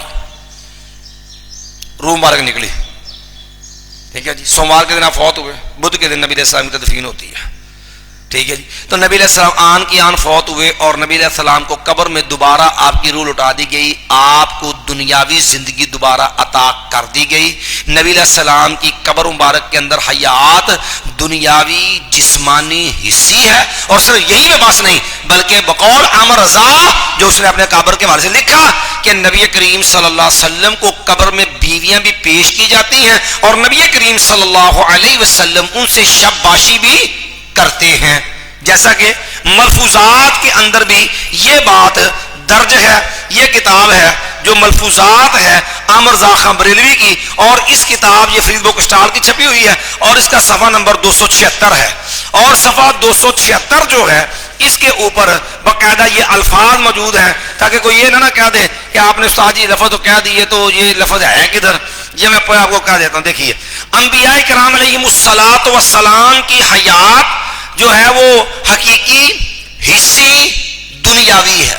پھر آگے مزید لکھتے ہیں کہ جو ہے وہ اپنی قبور میں کھاتے پیتے نماز پڑھتے ہیں، بلکہ سیدی محمد بن عبد الباقی زرقانی فرماتے ہیں انبیاء علیہم الصلاۃ والسلام کی قبور مطہرہ میں ازواج مطہرات پیش کی جاتی ہیں، وہ ان کے ساتھ شاباشی بھی فرماتے ہیں. یہ ہے بریلوی عقیدہ حیات النبی، صفحہ 276 ہے فری بک اسٹال نسخے کا جو ہے. اور دیوبندی عقیدہ یاد کیا ہے کہ نبی کریم صلی اللہ علیہ وسلم کی روح مبارک جسم سے نکلی ہی نہیں، یعنی بریلوی تو وقتی موت کے قائل ہیں، دیوبندی اتنی موت کے بھی قائل نہیں ہے. وہ کہتے ہیں کہ نبی کریم صلی اللہ علیہ وسلم کے جسم اطہر سے روح نہیں نکلی، گویا صحابہ کرام نے نبی صلی اللہ علیہ وسلم کو جیتا جاگتا زندہ روح سمیت قبر میں اتار دیا. اب بتائیے جب تم اپنے باطل خود ساتھ عقیدہ بنا کے پیش کرو گے تو جو رافضی اس صحابہ کا دشمن ہے وہ پھر اس پہ جو تبصرہ کرے گا کہ تم محب رسول بنتا ہے، صحابہ کرام کو نبی کا وفادار کہتا ہے، کیا یہ وفاداری ہے کہ اپنے نبی کو جیتا جاگتا قبر میں ڈال دیا؟ تو اپنی والدہ کو جیتا جاگتا قبر میں نہ ڈالے، تو اپنے باپ کو جیتا جاگتا قبر میں نہ ڈالے. یہ کون سی محبت اور وفا ہے کہ جیتا جاگتا نبی قبر میں ڈال دیا؟ دو بریلوی دیوبندی عقیدے میں یہ ایک فرق ہے دونوں یا تو نبی کے قائل کہ ان کے یہاں تو موت آئی لیکن یہاں نہیں. یہاں قاسم نانوتوی صاحب نے جو بانی دیوبندی مذہب کے، انہوں نے وہی طویل کا انداز اپنایا جو مرزا غلام احمد قادیانی نے اپنایا ہے. اب دیکھیے موت کے لیے کل ہم نے بھی یہ بات کی تھی، یہ کتاب ہے تسکین الصدور، بات وہ ہوتی ہے جو ذمہ داری سے کی جائے. اب دیکھیے موت کیا ہوتا ہے؟ موت ہوتا ہے انفقاق الروح عن البدن، جسم سے روح کا نکل جانا. اور یہ بات اس کا تسکین الصدور ہے، مولانا سرفراز خان صدر کی کتاب ہے، اور اس کا باب پنجم ہے اور صفحہ نمبر 212 ہے. باب پنجم اور صفحہ نمبر 212 ہے. اب اس کی جو بائیں سائڈ ہے اس کے اوپر آپ کو نظر آ رہا ہوگا یہاں دو ہینڈگے ہیں، موت کا پہلا مفہوم اور موت کا دوسرا مفہوم. موت کا پہلا مفہوم اور موت کا پہلی بات موت کا مفہوم، پھر دیجیے موت کا دوسرا مفہوم. اب پہلے مفہوم کے اندر جو الفاظ ہیں وہ بھی قابل غور ہیں. یہ لکھا ہوا ہے قرآن و حدیث کہتا ہے عرف عام میں کہتے ہیں موت جان نکل جانے کا نام ہے، یعنی جب روح جسم سے نکل جاتی ہے اس کو موت کہتے ہیں. علماء نے موت کا معنی کیا ہے روح کا تعلق جس سے منقطع ہو جائے. یہ بھی ڈنڈی ماری ہے مولوی سرفراز خان صفدر نے، تعلق منقطع نہ ہو جائے، روح نکل جانے کا نام موت ہوتا ہے. یہ جو انہوں نے چوری کرنے نہ مانے کے اندر جو دھوکہ دجل دینا کرنا تھا، یہ مولانا سرفراز خان صفدر نے اس بنیاد پر یہ علماء کے نام یہ بات مڑی ہے. اور آگے قرآن و حدیث کے نصوص و اشارات سے معلوم ہوتا ہے، نصوص ہیں اور اشارات بھی ہیں، سے معلوم ہوتا ہے موت کے وقت روح نکالی جاتی ہے، آسمانوں کی طرف لے جائی جاتی ہے، پھر اپنی مقررہ جگہ پر رکھی جاتی ہے. اور نفس اس بات کو کہتے ہیں جس کے اندر احتمال بھی نہیں ہوتا. دو ٹوک بات جو ہوتی ہے، جو ہم نے کل بات کی تھی 2 × 2 4 کی طرح، جو ہے جس میں کوئی جو ہے وہ نہ 4.25 نہ 3.25 نہ پورے 4 والی جو دو ٹوک بات ہو نا اسے نس کہتے ہیں. اب یہ تو قرآن کا معنی حدیث کا معنی ہے. اس قرآن حدیث کے مقابلے میں ننوتوی معنی بھی دیکھ لیں جس پہ عقیدہ حیات النبی کی باطل بنیاد کھڑی ہے. اور وہ کیا ہے؟ کہنے لگے دوسرا منہ جب مگر انبیاء علیہ السلام کی موت کے بارے میں مولوی محمد قاسم ننوتوی بانی دارالعلوم دیوبند فرماتے ہیں حیات انبیاء علیہ السلام کی ذاتی صفت ہے اور اوروں کی عارضی، اس لیے پیغمبروں سے حیات کا انقطاع نہیں ہوتا. پیغمبروں سے حیات کا انقطاع نہیں ہوتا، نبی سے زندگی ختم ہوتی نہیں ہے. اور آگے انقطاع نہیں ہوتا اور نہ روح نکلتی ہے. نبیوں کے جسم سے روح بھی، حالانکہ قرآن موت کا لفظ بیان کر رہا ہے اور قرآن کی نصوص بتاتی ہیں کہ موت کہتے جسم سے روح کا نکل جانا ہے، آسمانوں لے جایا جانا ہے، پھر مومن کی روح ان کو مقررہ جگہ پر رکھی جانا، مومن کی روح جنت میں، کافر کی روح جہنم میں. جیسے نبی کریم صلی اللہ علیہ وسلم کے بارے میں آپ نے مایا میں نے ایک محل دیکھا نا تو وہ محل بڑا خوبصورت تھا، صحیح بخاری میں ہے. میں نے پوچھا کس کا محل ہے؟ کہا گیا کہ عربی کا. میں بھی تو عربی ہوں. قریشی کا؟ میں بھی قریشی ہوں نا. تو کہنے لگا آقا، فرشتوں نے کہا یا رسول اللہ صلی اللہ علیہ وسلم آپ کا محل ہے. تو پھر آپ نے فرمایا دونوں فرشتوں سے کہا دعانی ادخل، بھئی اللہ کے بندو جب محل میرا ہے نا تو پھر مجھے چھوڑو نا، میں اس محل میں داخل ہو جاؤں. تو آپ فرشتوں نے کہا انہو باقی لک عمر لم تستکمل ہو، یا رسول اللہ صلی اللہ علیہ وسلم ابھی آپ کی دنیاوی عمر باقی ہے، وہ آپ نے مکمل نہیں کی. یہ حیات دنیاوی رکاوٹ تھی نبی صلی اللہ علیہ وسلم کے جنت کے محل میں داخل ہونے کے. حیات دنیاوی مکمل نہیں ہوئی، اسے جنتی محل میں آپ داخل نہیں ہوئے. اس کا مطلب ہے یہ کیا چاہتا ہے اللہ کے نبی دنیا محل میں نہ جائیں. پھر یہ حدیث بھی دلیل ہے کہ نبی کریم صلی اللہ علیہ وسلم کی حیات دنیاوی جو تھی اس وجہ سے آپ محل میں نہیں گئے. حیات دنیاوی ختم ہو گئی تو نبی علیہ السلام کی روح پھر کہاں پر ہے؟ محل میں کیا گیا؟ اور جسد اطہر تو نبی علیہ السلام کا روضہ رسول اللہ میں ہے نا، ریاض الجنہ کے اندر نما عائشہ کے گھر میں جو ہے نبی علیہ السلام کا ماں بین بیت منبر روضۃ من ریاض الجنہ، پیارے پیغمبر علیہ السلام کا جسد اطہر آپ صلی اللہ علیہ وسلم کا جسم مبارک تو قبر کے اندر ہے نا، محل میں گیا. پھر انہ باقی لک عمر لم تستکمل ہو، نبی علیہ السلام کی روح مبارک کہاں پر ہے؟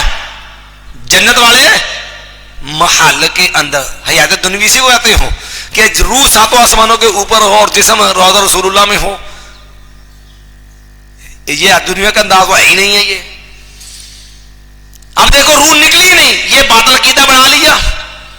اور صرف اسی پہ بس نہیں، یہ باقاعدہ دیوبندی حیاتی گروپ ان کے عقیدے کا مسئلہ ہے کہ نبی کریم صلی اللہ علیہ وسلم حیات دنیاوی کے ساتھ زندہ ہیں، بلکہ آپ اگر المحنت کے یہ لفظ دیکھیں نا کہ ان کے ہاں نبی علیہ الصلوۃ والسلام کی موت کا مفہوم کیا ہے، یہ عام لوگوں کو دھوکہ دیتے ہیں بدبخت، یہ جن کے بنے پھرتے ہیں ان کے جو ہے وہ مناظر اسلام بنے متکلم اسلام بنے بیٹھے ہیں، یہ بدبخت سارے دھوکے باز ہیں، امت مسلمہ کو دھوکہ دیتے ہیں اور اپنی کتابوں کی اصل عبارات جو ہیں ان کو بھی چھپاتے ہیں عوام سے، یہ بدبخت عقیدت کے نام پہ امت کے عقیدے کا بیڑا غرق کرتے ہیں یہ لوگ۔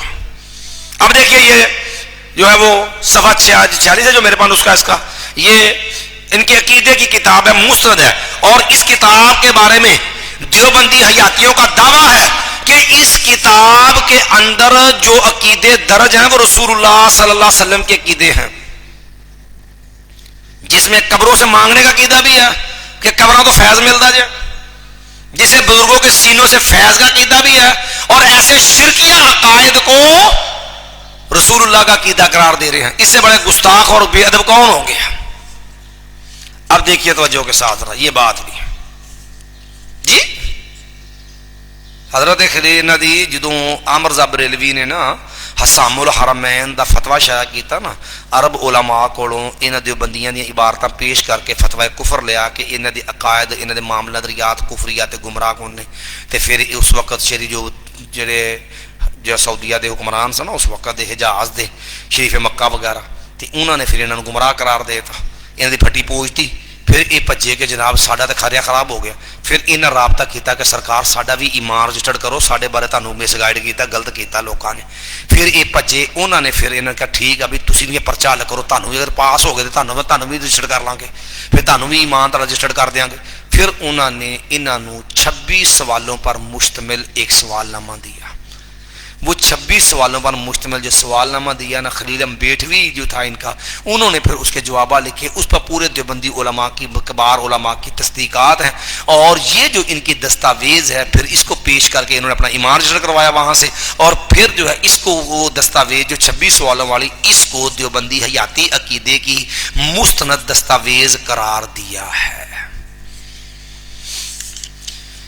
اللہ اکبر۔ اب دیکھیے توجہ کرنا، یہ نبی علیہ السلام کی حیات دنیا کے قائل اور اخروی حیات کے منکر ہیں، یہ کبھی بھی لوگوں کو پوری حقیقت نہیں بتائیں گے، طویل در طویل اور لوگوں کو جو ہے وہ کو منکری میں رکھیں گے، سیدھی صاحب بات نہیں کریں بالکل اس طرح۔ میں نے کہ پوچھا تیرا گھر کتنے؟ کہنا مسجد کے سامنے، ٹھیک ہے نا مسجد، کہنا میرے گھر کے سامنے، کہتا دونوں کتنے؟ کہنا آمنے سامنے، لب لبی کہڑی شاید ملتی ہے۔ تو بہرحال تو دیکھیے یہ محنت ہے المحن المفند، یہ اس کا 5واں سوال ہے اس کے اندر نبی علیہ السلام کی حیات کے بارے میں، اور یہ ترجمہ اور ہے عبارت اور ہے، یہاں بھی عوام کو دھوکہ دیا ہے۔ یہاں پر دیکھیے لفظ وحیاتہ صلی اللہ علیہ وسلم دنیاویۃ، نبی علیہ السلام کی حیات دنیاوی ہے، من غیر تکلیف، بغیر مکلف ہونے کے کہ آپ کے اوپر شرعی کام شرعی ذمہ داریاں ادا کرنے کی ذمہ داری عائد نہیں ہوتی۔ وَيَا مُخْتَصَّةٌ بِهِ صلی اللہ علیہ وسلم، وہ جو ہے وہ جمیع انبیاء علیہ صلوات اللہ علیہم، یہ زندگی خاص ہے تمام نبیوں کے ساتھ، شہداء اور شہداء، اور یہ زندگی خاص ہے شہیدوں کے ساتھ۔ لا برزخیۃ، نبی علیہ السلام کی یہ حیات دنیاوی ہے، برزخی نہیں ہے، موت سے لے کر کے قیامت تک جو زندگی ہوتی ہے یہ برزخی ہوتی ہے، جنہوں نے برزخی کی نفی بھی کرتے ہیں کہ یہ زندگی برزخی نہیں ہے۔ اس لیے جو ہے مولوی قاسم نانوتوی نے باقاعدہ آب حیات کے اندر جو اس موضوع پہ کتاب ہے، باقاعدہ اس کتاب میں لکھا ہے کہ انبیاء علیہم السلام بدستور زندہ ہیں، یہ موت کے بھی منکر ہیں، روح نکلنے کے بھی۔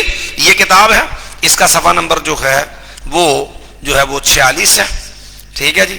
یہ دو لفظ میں دو جگہ سے پڑھوں گا، ذرا توجہ سے لفظ سمجھ لیجئے گا تاکہ یہ دیوبند کا عقیدہ یا تو نبی سمجھ آ جائے۔ یہ دیکھیے اس سے صاف ظاہر ہے کہ انبیاء بدستور زندہ ہیں، بدستور زندہ۔ اچھا کیسے زندہ ہیں؟ موت تو آ گئی، قرآن مجید نے تو موت کا لفظ استعمال کیا ہے۔ تو اب دیکھیے ذرا ان لوگوں کی جو ہے وہ دجل بھی دیکھ لینا، اب دیکھنا زندہ کیسے ہیں۔ یہ لفظ ہی کو دیوبندی لکھے اور پھر لائے قرآن کی آیت اس پر اور لائے رسول اللہ صلی اللہ علیہ وسلم کی صحیح حدیث ان الفاظ پر. کہتے ہیں کہ رسول اللہ صلی اللہ علیہ وسلم کی حیات دنیاوی، کون سی زندگی؟ حیات دنیاوی علل اتصال اب تک برابر مستمر ہے، مسلسل ابھی تک چلی آ رہی ہے. اس میں انقطاع یا تبدل و تغیر، جیسے حیات دنیاوی کا حیات برزخی ہو جانا واقع نہیں ہوا، نہ دنیاوی زندگی میں انقطاع ہوا نہ کوئی تغیر اور تبدل ہوا. جس طرح دنیاوی زندگی ختم ہو کے برزخی زندگی شروع ہو جاتی ہے نا، نبی علیہ السلام کا یہ معاملہ ہوا ہی نہیں ہے. برزخی زندگی بنی نہیں ہے، یہ زندگی مسلسل زندگی دنیاوی چل رہی ہے. موت بھی نہیں آئی ہے، روح بھی نہیں نکلی ہے. موت کی طویل جو کی ہم نے کہا اس سے قاسم نانوتوی نے وہی قرآن کے ساتھ ظلم کیا جو مرزا قادیانی نے کیا. انہیں مانا کہ آنا خاتم النبی جو ہے ولیکن رسول اللہ صلی اللہ علیہ وسلم خاتمن ولیکن رسول اللہ و خاتمن نبیین، میں اللہ کا رسول نبیوں کو ختم کرنے والا ہوں. نبی نے خود تفسیر کا دیا نا خاتم النبی لا نبی بعد ہی. تو مرزا قادیانی نے اس کا معنی کر دیا افضل، کہ میں نبیوں میں سب سے افضل ہوں، تاکہ اپنا معاملہ کیمرہ سے طویل کر دی. قرآن کے ساتھ ظلم کیا یہ، ٹھیک ہے. تو یہاں قرآن نے موت کا قرآن سے بھی موت کا جو مفہوم مل رہا ہے کہ یہ زندگی ولادت سے جو لے کے موت تک جو زندگی ختم ہو جاتی ہے. اب موت کا معنی روح کا نکلنا، آسمانوں پہ لے جایا جانا، مقررہ جگہ پہ رکھا جانا، یہ قرآن کی نصوص سے ثابت ہے. اور یہ نصوص کا اعتراف مولانا سرفراز خان صفدر کو بھی ہے، جس کو یہ اپنے دیوبندی سنت کا امام کہتے ہیں. اب ان کو بھی اعتراف ہے. جب ان کو بھی اعتراف ہے تو بھائی اب یہ بتائیے پھر اس کے مد مقابل یہ طویل کہ نبیوں سے حیات کا انقطاع نہیں ہوتا، نبیوں کی روح نکلتی نہیں ہے، اور نبی کی روح بھی نکلتی، حیات کا انقطاع بھی نہیں ہوتا، وہ جسم کے اندر رہتی ہے. اب بتائیے ایک معنی وہ ہے جو قرآن کی نص بتاتی ہے، ایک معنی وہ ہے جو قاسم نانوتوی بتاتا ہے، ایک معنی وہ ہے قرآن کی نص سے، قرآن و سنت کی نصوص سے جو خاتم النبیین کا جو ہے قرآن و سنت کی نصوص سے ہے، ایک معنی وہ ہے جو مرزا قادیانی کرتا ہے. اب بتلائیے وہاں پر تم کفر کی جب وہ مشین گن لے کر کے کھڑے ہو جاتے ہو تو ادھر آ کر کے قرآن کے ساتھ ظلم پر خاموش کیوں ہو؟ بہرحال فیصلہ تم نے کرنا ہے، ہم کسی پہ حکم نہیں لگانے تھے، لیکن یہ بتائیں گے کہ ظلم اسی نوعیت کا ہے جیسا ظلم قرآن کے ساتھ مرزا قادیانی نے کر کے اپنی باطل جو ہے وہ نبوت کو چلانے کی کوشش کی ہے. یہاں بھی اپنا باطل عقیدہ امت پہ مسلط کرنے کے لیے قرآن کے ساتھ قرآن سنت کی نصوص سے یہ ظلم کیا گیا ہے. اب بات کو واضح ہوئی کہ یہ جو عقیدہ ہے اس میں نہ وفات موت ہوئی، نہ روح نکلی، نہ ہی زندگی میں تغیر تبدل آیا، حیات دنیا برزخی ہے ہی نہیں، برزخی کی نفی ہے. یہ لفظ لکھ لیجئے آپ بھی یاد کے، اور لا برحیات دنیاویۃ، ٹھیک ہے جی، اور لا برزخیہ یہ لفظ ساتھ رکھ لیجئے. کوئی دیوبندی مائی کا لال بڑے سے لے کے چھوٹے تک، ادنا سے لے کے اعلیٰ تک، مناظر سے لے کر کے عام کیا پدی کا شوربہ تک سارے جمع ہو کے کوئی مائی کا لال کو ایسی نص پیش کر دے. کیوں؟ عقائد نصوص پہ مبنی ہوتے ہیں، عقائد میں تقلید جائز نہیں ہے، کیونکہ عقائد منصوص ہوتے ہیں، عقائد نص پہ مبنی ہوتے ہیں، اس میں تقلید جائز نہیں ہے. یہ ایسے لفظ جو ہیں ان کو سامنے رکھو، اس کے اوپر کو نص لے کر کے آؤ تاکہ پتہ چلے کہ جو ہے یہاں ناسے پاڑتی ہیں یا عقیدے کا مسئلہ ثابت ہوتا ہے. چلیے جی، بہرحال تو یہ قرآن مجید نے جو عقیدہ دیا، اب دیکھیں یہ عقیدہ قرآن نے نبی نے ایسا دیا کہ انہو باقی لکم عمر لم تستکملوا، آپ کی عمر باقی بھی مکمل نہیں ہوئی. تو معلوم ہوا کہ حیات دنیاوی رکاوٹ تھی جنت کے محل میں جانے میں. رسول اللہ صلی اللہ علیہ وسلم کا بھی یہ معاملہ ہے. نبی علیہ الصلوۃ والسلام جو ہے وہ ممبر پہ بیٹھے ہیں اور رسول اللہ صلی اللہ علیہ وسلم فرماتے ہیں کہ جو ان اللہ اختار عبدا، اللہ نے ایک بندے کو اختیار دیا ہے، وہ دنیا لے لے یا جو اللہ کے پاس ہے وہ لے لے. فاختار ما عند اللہ، تو اس نبی نے اس بندے نے کیا اختیار کیا؟ جو اللہ کے پاس ہے. دنیا لے لے یا آخرت، دو مد مقابل چیزیں ہیں. تو انہوں نے بتا دیا تو ابوبکر صدیق رونے لگے، لوگوں نے تعجب کیا. تو بعد میں پتہ چلا کہ نبی علیہ السلام کی کو پہچاننے والے مزاج شناس رسول سب سے بڑھ کر کے ہیں تو خلیفۃ بلا فصل سیدنا ابوبکر صدیق رضی اللہ تعالی عنہ ہیں. تو حیات دنیوی کی بجائے آپ نے کس کو اختیار کیا؟ حیات اخروی کو. وللآخرۃ خیر لک من الاولی. نبی علیہ السلام کی یہ حدیث بھی اس بات کی صحابہ کرام کا عقیدہ پڑھ کے دیکھ لیے کہ نبی حیات دنیاوی ہے کہ اخروی ہے.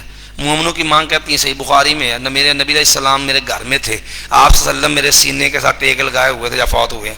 وہ نبی ماں جی فرماتی ہیں کہ میرا بھائی عبد الرحمن بن بکر گھر میں آیا، میرے بھائی عبد الرحمن کے ہاتھ کے اندر مسواک تھی، تو میرے بھائی کے ہاتھ میں مسواک تھی، اللہ کے نبی علیہ السلام نے چاہت کی مسواک کی.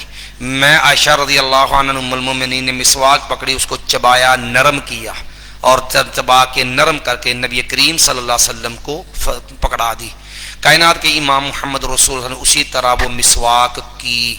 مومنوں کی ماں کے الفاظ ہیں، صحیح بخاری میں ہیں، فجمع اللہ ریقی و ریقہ من آخر یوم من الدنیا و اول یوم من الآخرہ. فجمع اللہ بین ریقی و ریقہ، اللہ نے میرا لعاب، میرے نبی کا لعاب اکٹھا کر دیا. دنیا کا یہ آخری دن تھا اور آخرت کا پہلا دن تھا.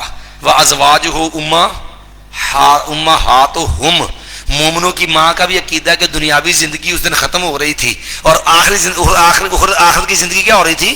شروع ہو رہی تھی. ٹھیک ہے. فَجَمَعَ اللَّهُ بَيْنَ الرِّيقِ وَرِيقِهِ مِنْ آخِرِ يَوْمٍ مِنَ الدُّنْيَا وَأَوَّلِ يَوْمٍ مِنَ الْآخِرَةِ. ماں عائشہ کا بھی عقیدہ یہ ہے کہ نبی دنیاوی زندگی ختم ہوگی، اخروی زندگی ہے، اور یہ اخروی کا کیا ہے؟ منکر ہے.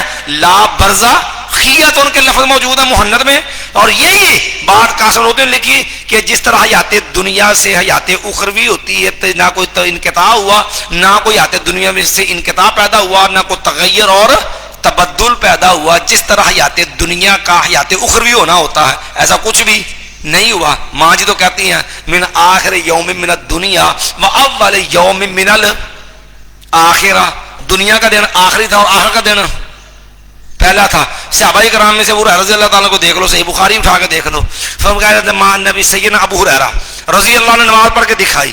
نماز پڑھنے کے بعد فرمانے لگے لوگوں فما زالت تلک سجاتہ حتی فجا واللہ والذی نفسی بیدہ، مجھے اس ذات کی قسم ہے جس کے ہاتھ میں ابو ہریرہ رضی اللہ عنہ کی جان ہے، انی لاشبہکم صلاۃ برسول اللہ صلی اللہ علیہ وسلم، میں تم میں سب سے بڑھ کے اللہ کے نبی علیہ السلام کی نماز سے مشابہت رکھتا ہوں. اور یہی فما زالت تلک صلاۃ، یہی نبی علیہ السلام کی نماز رہی آخر تک، حتی فارقت دنیا، حتی فارقت، حتی کہ دنیا کو چھوڑ دیا. حیات دنیا ہوئی کہ اخروی ہوئی؟ پھر آپ صلی اللہ علیہ وسلم کا جسد اطہر کہاں پہ ہے؟ اور جسد اطہر کدھر ہے؟ قبر مبارک میں، جنت کے ٹکڑے میں، جسم بھی جنت میں، روح بھی جنت میں. فرق اتنا ہے کہ روح جو ہے وہ آسمانی جنت میں ہے، اور پوری زمین پہ جس بقعہ مبارکہ کو جنت ہونے کا شرف حاصل ما بین بیتی و منبری روضۃ من ریاض الجنہ، جسد اطہر ادھر ہے. یہاں پر جسد اطہر ہے، تو اب یہاں پر بھی یہ بات سمجھو، یہ قبر بھی دنیا نہیں ہوتی. جامع ترمذی میں حدیث ہے، نبی علیہ السلام آیا ان القبر اول منزل من منازل الاخرہ، قبر جو ہے آخرت کے مقامات میں سے پہلا مقام ہے. یہ بھی مقام آخرت ہے، مقام دنیا اور یہ آخرت کی زندگی کے ویسے کیا ہیں؟ منکر ہیں، برزخ کی زندگی کے منکر ہیں سارے. تو اس لیے یہ جو ظلم کرتے ہیں عامت الناس کو دھوکہ دیا جاتا ہے. اور یہی بات ایک اور بھی یاد رکھنا، یہ روحوں کی دنیا کتاب ہے عامر رضا بریلوی کی، اس کے اوپر مقدمہ ہے ان کے بریلوی کا، اس کے اندر بھی لکھا ہوا ہے حیات دنیاوی جو ہوتی ہے وہ ہوتی کہاں سے ہے؟ پیدائش سے لے کے موت تک جو ہوتی ہے حیات دنیاوی ہوتی ہے. اس لیے پہلے حیات دنیا کا تعین کر لو. تو یہ عقیدت کے نام کے اوپر لوگوں کے عقیدے کا ستیہ ناش کیا جاتا ہے کہ جناب عقیدہ یات النبی زندہ باد، کسی نے لکھا خوشبو والا عقیدہ زندہ باد. اور بھائی عقیدہ ثابت تو کرو. یہ تو اسی طرح ہے جس طرح اگر جب وہ کل اٹھ کے صحیح کہہ دے کہ جناب یہ خدا بندے یسوع مسیح والا عقیدہ زندہ باد، یہ جو مسیح کا الہ ہونا زندہ باد، مسیح کا رب کا جو حصہ ہونا زندہ باد، اور بھائی ظالمو یہ تو کفر ہے. تو کہتے ہیں نہیں، بات تو اصل یہ ہے، دیکھیں نا یہ تو محبت ہے، یہ تو اصل عقیدہ ہے. تو بھائی عقیدت کے اندر وہ جو ہے ظلم کرے اپنے نبی کے ساتھ تو وہ تو جو ہے وہ گمراہ قرار پائیں. تم ظلم کرو قرآن و سنت کے ساتھ، نبی کے بارے میں غلط عقیدہ دے کے شرک کا رستہ کھولو. اب بریلوی دیوبندی سارے گستاخی بھی کرتے ہیں اسی عقیدے کی بنیاد پر، شرک بھی کرتے ہیں. گستاخی کیسے ہے؟ اور شرک کیسے ہے، دو باتیں میں نے کہی ہیں، دونوں کی دلیل دے دیتا ہوں. گستاخ بھی ہیں، شرک بھی کرتے ہیں دونوں. گستاخی اس طرح ہے، نبی علیہ الصلوۃ والسلام اپنے گھر میں ہے، ماں بہین بیتی منبری روضۃ من ریاض الجنہ، حجرہ مبارک میں وفات پا گئے. نبی ان کے عقیدے میں زندہ ہے. بھائی نبی علیہ زندہ اپنے گھر میں موجود ہو، قرآن سے ادب پوچھو.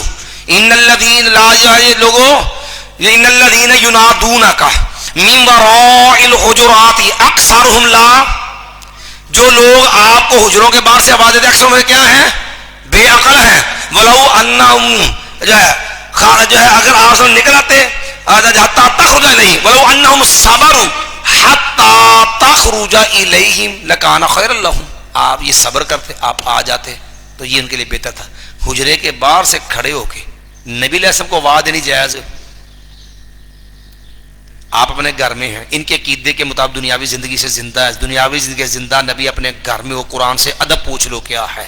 تو پھر جو پاکستان سے کھلو کہ یا رسول اللہ صلی اللہ علیہ وسلم اسمع قالنا وانظر حالنا، جو یہ آوازیں لگائے تو بتائیے گجرے کے باہر کھڑا ہو کے آوازیں دے، وہ تو بیوقوف، اس کو تو قرآن کے لا یعقلون. اور پاکستان سے واجب مانے والا انٹرنیشنل بیوقوف ہے، وہ کس درجے میں جائے گا بیوقوفی؟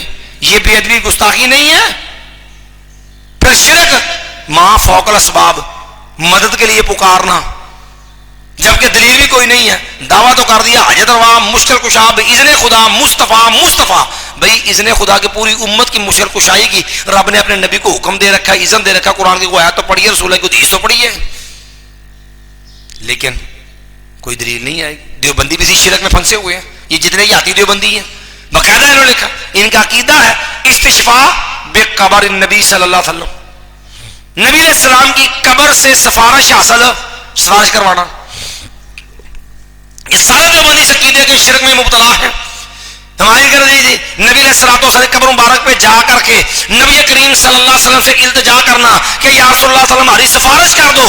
دیوبندی حیاتی عقیدے کے مطابق قبر پہ کھڑے ہو کے نبی علیہ السلام کو مخاطب کرنا، نبی علیہ السلام سنتے بھی ہیں، آگے سفارش بھی کرتے ہیں، کیونکہ یا تو نبی کا پیچھے عقیدہ بنا رکھا ہے.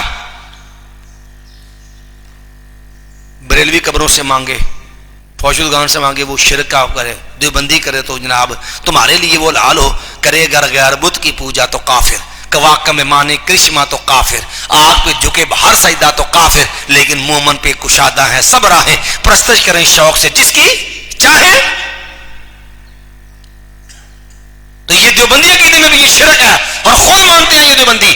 ان کی کتاب ہے جو سید طالب الرحمن شاہ صاحب کی کتاب کے جواب میں لکھے دیوبندیہ کے جواب کے اندر، اس کا عربی میں نام رکھا وقفتم مع اللہ مذہبیہ، اردو میں ترجمہ کیا کچھ دیر غیر مقلدین کے ساتھ. اور جامعہ فروقیہ کراچی سے انہوں نے یہ کتاب شائع کی ہے. اس کتاب کے اندر بھی ان لوگوں نے اعتراف کیا ہے کہ ہمارا یہ عقیدہ استشفاء بقبر النبی صلی اللہ علیہ وسلم جو ہے، اس عقیدے کو عرب علماء بھی شرک قرار دیتے ہیں. بات سمجھ آ گئی ہے؟ بات چلی تھی ام کنتم شہداء اذ حضر یعقوب، کیا تم موجود تھے، حاضر تھے جس وقت یعقوب علیہ السلام کی موت آئی، موت کا وقت موت حاضر ہوئی. تو معلوم موت انبیاء کی توہین نہیں ہے. انبیاء ہو، اولیاء ہو، صلحاء ہو، اتقیاء ہو، ازکیاء ہو، یہ یاد دنیاوی ختم ہے. یاد رکھنا یہ عقیدہ کہ دنیا کی زندگی ختم نہیں ہوئی یہ صرف ان کا نبیوں کے بارے میں نہیں ہے. اگر آپ دین رائے ونڈی دیکھیں گے نا تو دین رائے ونڈ کے اندر بھی یہ کفر آپ کو بڑا نظر آئے گا. یہ دین رائے ونڈ کی جو کتاب ہے نا فضائل صدقات، اس کو بھی آپ کھول کے دیکھ لینا. دین رائے ونڈ کے اندر بھی یہ مسئلہ اسی طرح ہے. بزرگوں کے واقعات لکھے ہوئے ہیں کہ ایک بزرگ فوت ہو گئے تو جناب اس کے جب جو ہے بندہ ایک آیا تو کہنے لگا جناب یہاں کوئی جگہ ہے جہاں کوئی بندہ مسکین مر جائے؟ انہوں نے کہا جاؤ اتنے جا کے مر جا. وہ چلا گیا، کہتے وہ جہاں جا کے فوت ہو گیا. وہ کہنے لگا اس کو بڑا ترس آیا تو اس نے چاہا کہ چلو میں اس کے چہرے سے چادر اٹھا دوں، اس کا منہ زمین پہ رکھ دیتا ہوں، اللہ اس کی غربت پہ ترس کر اس کو معاف کر دے گا. تو کہتا جب میں نے اس کا جا کے چہرے سے پردہ اٹھایا نا تو اس نے آنکھیں کھول دی. وہ میں نے کہا یہ کیا بھائی؟ کہنے لگا جی ہم اللہ کے عاشق ہیں اور عاشق مرتا نہیں، یہ ایک جہان سے دوسرے جہان میں انتقال ہے. کہاں گیا قرآن کا وہ موت کا مفہوم؟ ایک یہ دین رائے ونڈ کا سارا نظریہ کھڑا دیکھنا کہاں سے بنتا ہے؟ ظلم کی انتہا. پھر کہتے کہ بزرگ فوت ہو گئے. تو جناب جب وہ فوت ہو گئے نا تو اس کو غسل دینے لگے تو اس نے انگوٹھا پکڑ لیا. اب پتہ نہیں اس نے انگوٹھا کیوں پکڑا ہوگا, بہرحال یہ سوال تو اپنی جگہ پہ کھڑا, پکڑ لیا بارہ انگوٹھا اس نے آگے سے. تیسرے بزرگ ایک اور کو جناب پھٹے پہ لٹایا, نہانے غسل دینے لگے, وہ ہنسنے لگ گیا تو سارے ڈر کے بھج گئے. ان کا ایک دوست آیا, اس نے آگے غسل دیا اس کو آ کے. یہ کون سا موت کا مفہوم ہے بھائی؟ ادھر اللہ کے نبی علیہ السلام کی وفات ہو رہی ہے, کائنات کی ماں سیدہ فاطمہ رضی اللہ عنہ کا رو رو کے برا حال ہے. صبت علی المصائب لو صبت علی الايام سرنا لیالیا. میرا جو ہے باپ دنیا سے گیا, لوگوں باپ کی وفات وجہ سے اس غم صدمے سے میں نہ ڈال, میرے اوپر اتنے غم ٹوٹ پڑے, یہ دنوں پہ دیتے تو راتوں میں بدل جاتے ہیں, یہ تو مار کے دند کٹی ہوتے ہیں. یہ کون سی موت ہے بھائی؟ تم نے موت کا مفہوم بھی بگاڑ دیا, موت سے بھی موت کو مذاق بنا دیا. موت کا ایک خوف ہے, موت کی ایک دہشت ہے. قرآن نبی نے کیوں کہا تھا کنتم خیرون زیارت القبور فزوروها فانها تذکر الموت فانها تذکر, یہ آخرت یاد دلاتی ہے. یہ دند کڑی ہوندے نے, مرن والا دند کڑی ہوندا ہے, ہسی جاندا ہے, وہ اگوں پریشان ہو کے سارے ڈر کے بھج جاندے نے. تو وہ تو یار آ کے دفناوندا ہے, کہندا کوئی گل نہیں, چل شاباش اگلے جان. مریا نہیں ہے, یہ انتقال ہے. یہ کون سا موت؟ موت سے مذاق ہے, آخرت کی زندگی سے مذاق ہے. اس کو یاد ہے یہ پورا دین رائے بنڈی میں اس میں کئی سارے واقعات آپ کو مل جائیں گے. مرنے والا مر کے قبر سے پیا, انہیں نہیں پتا گھر چولہا کسے بننے ہے. بہرحال یہ دین رائے بنڈ جو کہ ہمارا موضوع نہیں ہے, بہرحال وہاں انہوں نے بات کا ضمن اس لیے کیا کہ وہاں بھی موت کے لفظ سے مذاق کیا ہوا ہے سارا, اور موت کا جو شرعی مفہوم ہے اس کے برعکس گمراہ جو ہے وہ صوفیانہ مفہوم دے کے لوگوں سے موت کا رعب اور موت کی دہشت ختم کی ہے کہ یہ موت نہیں ہے, یہ ایک جہان سے دوسرے جہان میں کیا ہے, انتقال ہے. اور مردہ قبر سے نکل کے سارا کچھ کری, جانور بھی ذبح کری ہم. بہرحال یہ دین رائبنڈ ہو یا دین دیوبند ہو, یاد رکھیے یہ گمراہیاں عقیدے کی گمراہیاں ہیں. عقیدہ ایمان کی بنیاد ہوتا ہے, اس لیے ہم ان لوگوں کو علی وجل بصیر گمراہ سمجھتے ہیں, اور یہ شرکیہ معاملات ہیں. ام کنتم شہداء اذ حضر یعقوب الموت, یا تم موت حاضر تھے جس وقت یعقوب علیہ السلام پر موت حاضر ہوئی. اذ قال لبنی, جب اس نے کہا اپنے بیٹوں کو, ما تعبدون من بعدی, کس کی تم عبادت کرو گے میرے بعد. قالوا نعبد الہک, ہم عبادت کریں گے آپ کے الہ کی, و الہ آبائک, اور آپ کے آباء و اجداد کے الہ کی. وہ آباء و اجداد کون ہیں؟ ابراہیم و اسماعیل و اسحاق, ابراہیم علیہ السلام, اسماعیل علیہ السلام, اسحاق علیہ السلام کے الہ کی. الہ واحدہ, جو ایک ہی الہ ہے. وَنَحْنُ لَهُ مُسْلِمُونَ, اور ہم اسی کی فرما برداری کرنے والے ہیں. یہاں ایک اور بات بھی سمجھ لینا, ہمارے معاشرے کے اندر عقیدت کے اندر ایک اور بڑا ظلم ہوتا ہے. یاد رکھنا, انبیاء علیہ السلام کے بارے میں رافضیوں کا یہ عقیدہ ہے کہ نبی نسل در نسل سارے مومن ہوتے ہیں, اسی لیے وہ ابو طالب کے بھی ایمان کے قائل ہیں, رافضی اتنے ہیں. اور یہ بات مسلمہ ہے سب کے ہاں کہ یہ روافض کا عقیدہ ہے. اور یہ بات, یہ کراچی والا جو بدتمیز ہوتا نا بیٹھا عامر لیاقت کے ساتھ, کوکب نورانی نے بھی اپنی کتاب میں یہ بات لکھی ہوئی ہے, والدین رسالت معاب کے اندر, سمجھئے.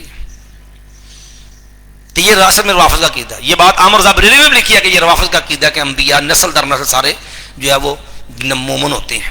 اہل السنت والجماعت کا یہ عقیدہ ہی نہیں ہے. یہ عامر زانے بھی لکھا, یہ کوکب نورانی نے بھی لکھا ہوا ہے. دوسری بنیادی بات, اب جب آتا نا قربانی کا سیزن, تو اب مسئلہ آ جاتا ہے کہ ابراہیم علیہ السلام کا باپ آزر جو ہے وہ قرآن تو صاف کہہ رہا ہے کہ وہ مسلمان نہیں تھا, اور اسی طرح جو ہے احادیث میں بھی بڑی باتیں ہیں, تفصیلات اس کی موجود ہیں. اب یہ کہتے نہیں جی وہ جو آیا نا اذ قال ابراہیم لابیہ آزر, کہتے وہ آزر باپ نہیں تھا, آزر چاچا تھا, باپ کا نام تارخ تھا. اچھا بھائی, اب تو باپ کو کہتے ہیں, عربی میں تو چچا کے لیے لفظ امن استعمال ہوتا ہے, تو یہ نہیں جی وہ چاچے پر بھی باپ کا لفظ بول لیتے ہیں. بھائی دلیل آپ دیکھیں نا, پھر یہ آیت پہ کریں, قالوا نعبد الہک و الہ آبائک ابراہیم و اسماعیل و اسحاق. آپ دیکھو نا, ابراہیم جو ہے وہ دادا ہے, اسماعیل علیہ السلام جو ہے وہ چچا ہے, اور اسحاق علیہ السلام باپ ہیں, اب دیکھو باپ پر بھی جو چاچے پر بھی لفظ بولا، دادے پر بھی بولا، اب یہاں دھوکہ دے چاچے پر بھی اب کا لفظ بولا جاتا ہے، حالانکہ یہ بھی صرف دھوکہ ہے۔ یہاں پر تو حقیقی معنی باپ کا لینا ہی ممکن نہیں ہے، کیونکہ انسان کا ایک باپ ہوتا ہے، ایک سے زیادہ باپ انسان کے نہیں ہوتے، تو یہاں تو حقیقی معنی لینا ہی متعذر ہے، ممکن ہی نہیں ہے۔ تو کلا معلوم یا مجازی معنی کے اندر ہے، ابا و اجداد سارے جو ہیں چاچا تایا اور دادا وغیرہ سب پر اب کا لفظ بولا، حقیقی معنی میں تو ہے ہی نہیں ہے۔ بلکہ 100 گلاں دی ایک بات، عامر رضا بریلوی کا ترجمہ تحریفات و گمراہیوں سے معمور ترجمہ جو ہے اس کو آپ پڑھ کے دیکھ لیں، حالانکہ جس کے اندر جہاں یہ جب اس نے تحریفات کی ہیں جب پھنستے ہیں وہ جی اعلیٰ حضرت کا ترجمہ تفسیری ترجمہ ہے۔ مثال کے طور پر سورہ فتح کا ترجمہ نکالے نا، لیغفر لک اللہ ما تقدم من ذنبک ما تاخر، تاکہ اللہ آپ کے پہلے اور پچھلے گناہ معاف فرما دے۔ اس پر بڑی لمبی بحث لکھی ہے مولوی غلام مسعود شہید نے، پڑھنے والی ہے، اور اسی پہ لکھا تھا کہ عامر رضا کا ترجمہ غلط ہے۔ عامر رضا نے یہاں تعریف کی ہے تاکہ اللہ آپ کے واسطے سے معاف کر دے پہلے لوگوں کو اور بعد والے لوگوں کو، حالانکہ ذنب کی نسبت وہ نبی علیہ السلام کی طرف ہے، امت کی طرف نہیں ہے، ٹھیک ہے۔ اب جب کو بھی یہ ترجمہ کس لفظ کا، جی حضرت کا ترجمہ تفسیری ہے، لفظ تو اس ترجمے کی تائید نہیں نہ کرتے تو پھر طویل کرتے ہیں یہ تفسیری ترجمہ ہے، تے جتنے پھنسن گے اتنے لفظی ترجمہ بنا لیں گے۔ اب دیکھو عامر رضا کا یہ تفسیری ترجمہ دیکھ لینا، آپ آذر باپ تھا کہ چاچا، عامر رضا بریلوی کا ترجمہ نکال لیں سورۃ الانعام میں سے، ٹھیک ہے جی۔ اذ قال ابراہیم لابیہ آزر، جس کا ترجمہ جو ہے نا کنز الایمان کے نام سے جس کو کرتے ہیں، اس ترجمے کو نکالے گا۔ عامر رضا نے خود ترجمہ کیا جب ابراہیم علیہ السلام نے اپنے باپ آزر سے کہا۔ اب تفسیری ترجمے میں بھی عامر رضا اب کا معنی کیا کر رہا ہے، باپ، ابھی جو حکم کسی اور پہ لگانا وہ عامر رضا پہ پہلے لگا لے، بات سمجھ آئی ہے؟ تو اسی لیے جو ہے یہ لوگ صرف ہمارے یہاں بعض لوگ بیان کرتے ہیں تو سادہ لوگوں کو خلاف یہ عقیدت کی بنیاد پر جو ہے وہ بدتمیزی کر کے یہ خام خواہ توہین کی یا رڈ لگا کے نجائز ان لوگوں کے خلاف ظلم کا جو بازار گرم کر دیتے ہیں۔ چلیے جی، وَنَحْنُ لَهُ مُسْلِمُونَ، اور اسی کے لیے فرما برداری کرنے والے ہیں۔ چلیے بات بس جو کہ یاد النبی کی صدر میں آ گئی، اور یہ دو باتیں جس وجہ سے ہمارا پارا پھر آج مکمل نہیں ہو پایا۔ بہرحال قدر اللہ ما شاء ما شاء، سبحان ربی حمدک، اشہد ان لا الہ الا انت، استغفرک و اتوب الیک۔ اللہ اکبر۔ جی یہ آ جانا اتنے دی معاملہ، ہوں ٹائم نہیں ہے نا، ہاں جی رابطہ کر لینا مجھ سے، آ جانا وہاں پر۔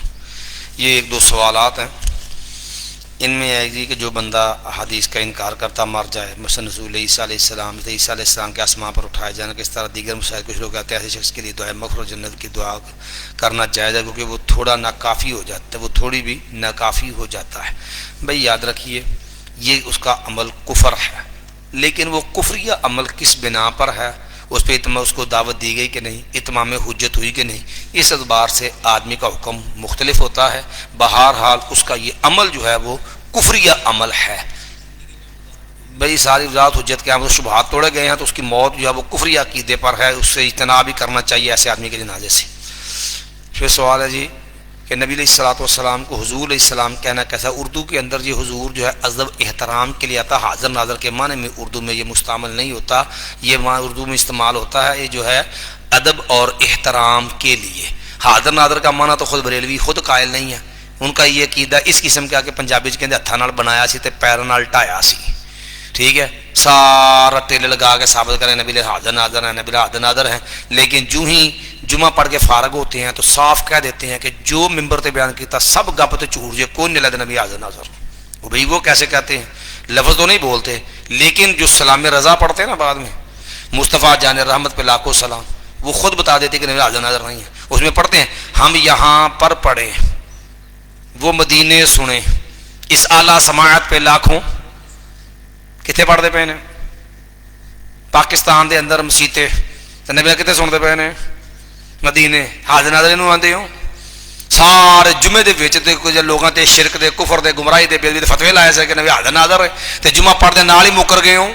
ہم یہاں پر پڑھیں وہ مدینے سنیں، اس اعلیٰ سماعت پہ لاکھوں سلام جی نعت خان ہوندا ثنا خان نے مصطفیٰ دی عقیدت پیش کرے گا تے وہ بھی آ کے کہندا جی آکھیں سونے نو ہوائے نی جے تیرا گزر ہوئے میں تے مر کے بھی نہیں مردا جے آقا تیری نظر ہوئے. وہ ثنا خان مصطفیٰ بھی کہندا کہ جھوٹ ہے جا کہندا نبی اللہ اتحاد ناظر نے کہ وہ ہواواں کی اپیلاں کرن ڈیا کہ ہوائے جا اگر آ تیرا مدینے سے گزر ہو نا تو اللہ کے نبی کو میرا سلام پہنچا دینا. اگر حاضر ناظر تھے تو وہ آگے پیلاں کیوں کرتے پے ہو؟ تختیاں لے لے کے لا چھڑیاں نے وہ بھائی اسی جھوٹ بولتے جا کہنے ہیں کہ کیدا نبی حاضر ناظر ہے. کون نہیں حاضر ناظر، اسے بات لے کے لایا. سنا ہے کہ آپ ہر عاشق کے گھر میں تشریف لاتے ہیں. سنا ہے کفا بالمرء کاذبا ان یحدث بکل ما سمع. تیرا عقیدہ سنیا سنایا، میرا عقیدہ قرآن و سنت چ آیا. بہرحال کہتا سنا ہے. کس کو سنیا کوئی پتہ نہیں کس کو سنیا، ابھی گپ پہ جھوٹ بولن ڈیا. سنے ہوگا اپنے گمراہ کو. پھر سنا ہے کہ آپ ہر عاشق کے گھر میں تشریف لاتے ہیں. میرے گھر میں بھی ہو جائے چراغاں یا رسول مدائی تک اللہ نبی سے گھر نہیں آئے، ٹھیک ہے ہجے تک یہ گھر آنا بھی کوئی نہیں. حاضر ناظر نو جانتے ہو کیوں جی؟ حاضر ناظر نو جانتے ہو جی؟ حاضر ناظر کا عقیدہ اپناؤ گے نا تو مولوی صاحب کا مصلا بھی جانا ہے تو ممبر بھی جانا ہے. نبی علیہ السلام جو مسجد موجود ہوئے تو امتی نو حق ہے نبی کی موجودگی مسلے تک کھلو جائے. یہ بھی ایک بڑا مسئلہ پریشان کون بن جاتا جی. جال حق چ لکھیا نا انہیں کیا وَإِذَا كُنْتَ فِيهِمْ فَأَقَمْتَ لَهُمُ الصَّلَاةَ کہ اگر ہم پہ کوئی اعتراض کرے کہ اللہ کے نبی علیہ الصلوۃ والسلام کے بارے میں قرآن نے کہا جب آپ ان میں موجود ہو نماز آپ پڑھائیں تو نبی علیہ کی موجودگی میں پھر آپ مسلے پہ کھڑے ہوتے ہیں اگر حاضر ناظر ہیں تو کہنے لگے اصل میں نبی علیہ السلام رکھتے ہیں تعلق دوسرے جہان سے، ہم تعلق رکھتے ہیں اس جہان سے، ٹھیک ہے لہٰذا ہن جہان بھی بدلے گا. کہنے لگا آپ تعلق رکھتے ہیں دوسرے جہان سے، ہم تعلق رکھتے ہیں اس جہان سے. آپ پر نماز نفل ہے. نبی علیہ السلام کی نماز کون سی ہے؟ نفل. اور ہماری نماز کون سی ہے؟ فرض. اور نفل پڑھنے نفل والے کے پیچھے فرض پڑھنے والے کی نماز نہیں ہوتی. نتیجہ کہ بریلویاں دی ہن نبی علیہ السلام پیچھے نماز نہیں جی ہوندی. تے ادو بڑا بدبخت کیڑا ہے جڑا امتی بھی گواہے تے آکھے میری نبی پیچھے نماز ہوندی نہیں، مودی پیچھے پڑھ لے جا کے. پھر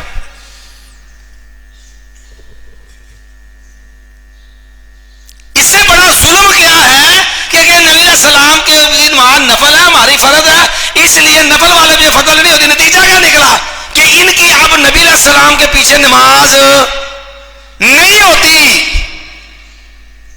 ٹھیک ہے تو قبر پوجنا مڑی پوجتا پھر انہیں پیچھے پڑھ لا. پھر یہ بھی ظلم اسی معاملے کے اندر کیا. پھر مولوی بے ادب گستاخ ہی بننا. اور نبی علیہ السلام موجود ہوں قرآن نے ادب سکھایا لا ترفعوا اصواتکم فوق صوت ولا تجہروا له بالقول. اب نبی تشریف فرمایا تے نبی دی موجودگی وچ اچھی بولے تے بندے دے عمل ضائع ہوندے نے تے جے سپیکر جڑنگے تے دیکھیا جے کیڑی نیکی بچدی ہے پیچھے. پھر سبحان اللہ بحمدک اشہد ان لا الہ الا انت